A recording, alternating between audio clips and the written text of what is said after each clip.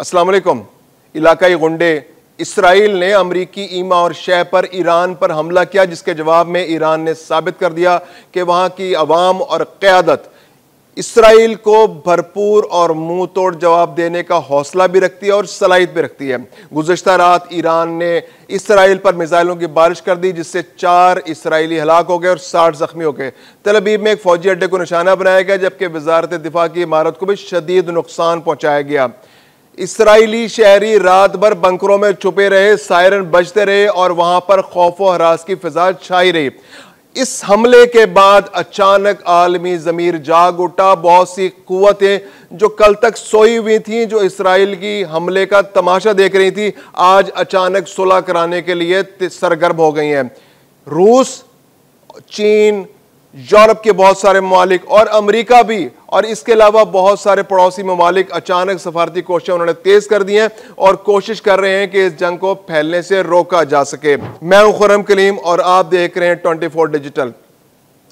जिस तरह से इसराइल ने बुज़राना हमला किया ईरान पर, उसके बाद तवक्को की जा रही थी कि शायद ईरान उस तरह से जवाब न दे सके, क्योंकि ईरान का बहुत शदीद नुकसान हो गया था।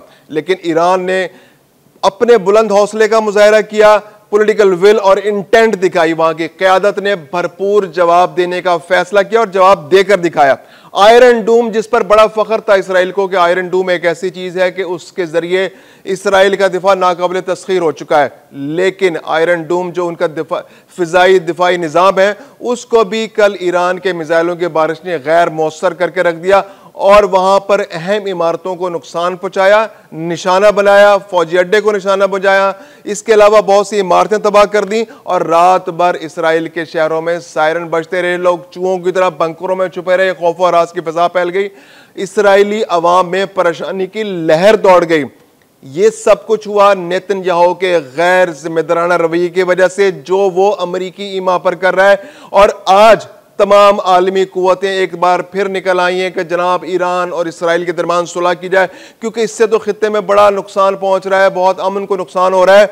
अमरीका अपने मफादात के असूल के लिए इसराइल के साथ ऐसा गठबंधन और गठजोड़ बना के बैठा है कि वो ईरान को घुटनों पर लाना चाहता है, ताकि ईरान उसके साथ वही डील जो ईरान की जो यूरेनियम अफजूदगी का जो प्रोजेक्ट है अमरीका उसको ख़त्म कराना चाहता है। कल सलामती कौंसिल में इंतहाई ढिठाई के साथ अमरीकी नुमाइंदे ने खुलकर कहा कि इसराइल ने जो भी हमला किया है, ये उसको अपना दिफा करने का पूरा हक हासिल है और ये उसने अपने दिफा में किया।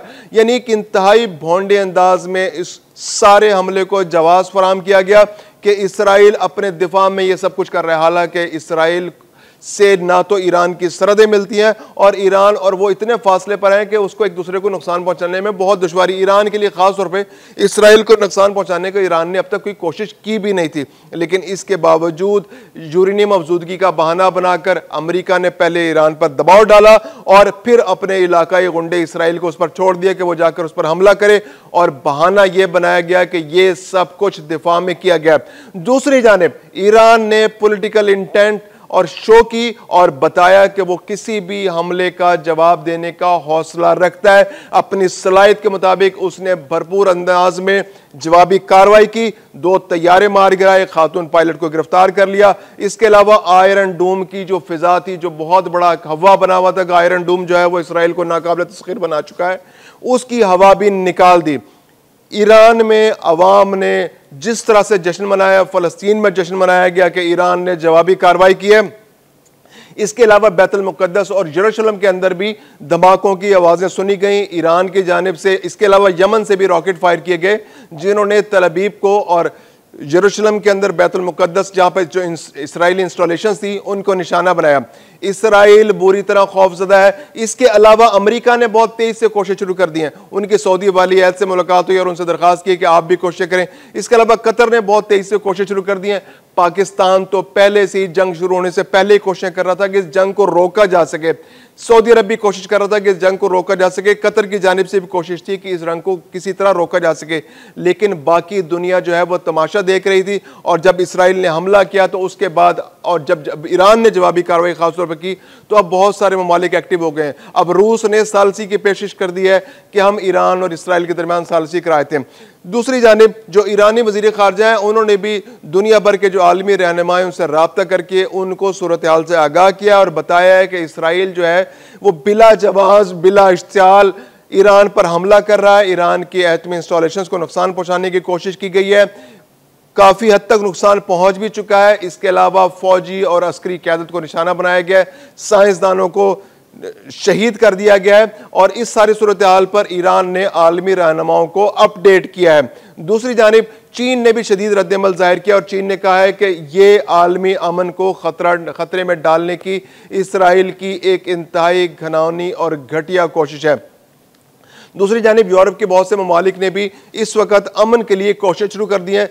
जो ममालिक पहले तमाशा देख रहे थे, जो जंग होने का इंतजार कर रहे थे, बहुत सारे आलमी रहनुमाओं का कहना है, जो इंटरनेशनल अफेयर्स पर नजर रखते हैं, उनका कहना है कि अगर इस सूरत हाल पर काबू नहीं पाया जा गया तो एक तीसरी आलमी जंग भी हो सकती है और एक ऐसी आलमी जंग होगी जो इस खित्ते तक महदूद नहीं रहेगी, जो दुनिया में फैल सकती है, क्योंकि ये एक इंतहाई सेंसिटिव इलाका है और ये कोई आम कन्वेंशनल वॉर नहीं होगी। ये कन्वेंशनल वॉर एक न्यूक्लियर वॉर में चेंज हो सकती है। इसके अलावा पाकिस्तान ने भी शदीद रद्दमल का मुजाहरा किया है और पाकिस्तान के वज़ीर दिफा ने, पाकिस्तान की वज़ारत ख़ारजा ने इस इसराइली हमले को इंतहाई घटिया हरकत करार दिया है, बिला जवाज़ करार दिया है और मुस्लिम उम्मा को इकट्ठे होने की तरगीब दी है। वज़ीर दिफा ख्वाजा आसिफ का कहना है कि OIC को अब इकट्ठा हो जाना चाहिए। अब किस चीज़ का इंतजार कर रहे हैं? एक एक करके मुसलमान ममालिक को निशाना बनाया जा रहा है। क्या आप अपनी बारी का इंतजार कर रहे हैं कि जब आपको निशान बनाया जाएगा तो जब आप उठेंगे? तो वज़ीर दिफा ने ख़ास तौर पर OIC से मुतालबा किया है कि वो इस मौके पर फौरन इकट्ठे हों और कोई मौसर जवाब दें, कोई मौसर मौक़िफ़ दुनिया के सामने रखें और अपनी पोजीशन को वाज़े करें कि वो किसी भी इसराइली हमले का जवाब देने का पूरी सलाहियत रखते हैं, बल्कि उन्हें भरपूर अंदाज में ईरान की पॉलिटिकल सपोर्ट करनी चाहिए और अक़वाम मुत्तहिदा के अंदर और आलमी फोरम्स पे इस मामले को उठाना चाहिए।